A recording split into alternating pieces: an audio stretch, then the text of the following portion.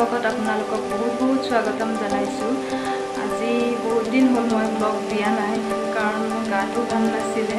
আৰু এতিয়া মই বৰ্তমান পুৰত মামাহঁতৰ ঘৰত, আৰু মই হ'ল আজি 6 দিন মানে হ'ল মামাহঁতৰ ঘৰলৈ অহা। ভণ্টি আৰু দেউতাৰ লগত আহিছোঁ। দেউতা আৰু ভণ্টি আছে মামাহঁতৰ ঘৰত, মই আৰু গুণ আছোঁ মাহীহঁতৰ ঘৰত। আপোনালোকে চাগে ভাবিছে মই ইমান সাজি কাচি ক'লৈনো যাব ওলাইছোঁ।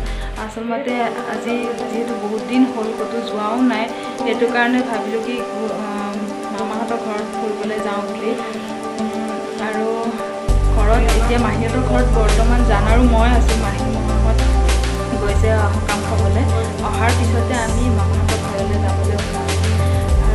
আৰু মই ব্লগটো ষ্টাৰ্ট কৰাৰ আগতে মই আপোনালোকক এটা কথা ক'ব বিচাৰিছোঁ যে যদি আপোনালোকে মোৰ ভিডিঅ'টো চাই ভাল পায় তেনেহ'লে প্লিজ লাইক কৰিব, ছাবস্ক্ৰাইব কৰিব আৰু কমেণ্ট কৰি জনাব যে ভিডিঅ'টো চাই কেনেকুৱা পালে।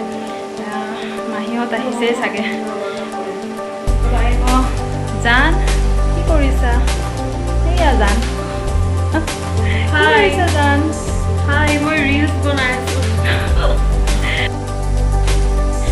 অলপ পিছত মাহীহঁত আহিব, তাৰপিছত আমি মামাহঁতৰ ঘৰলৈ যাবলৈ ওলাম।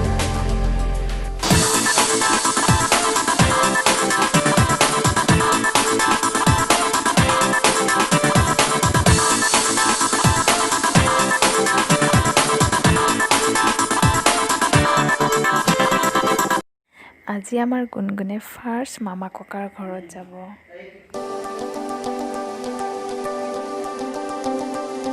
এয়া আমি মামাৰ ঘৰ আহি পালোঁ।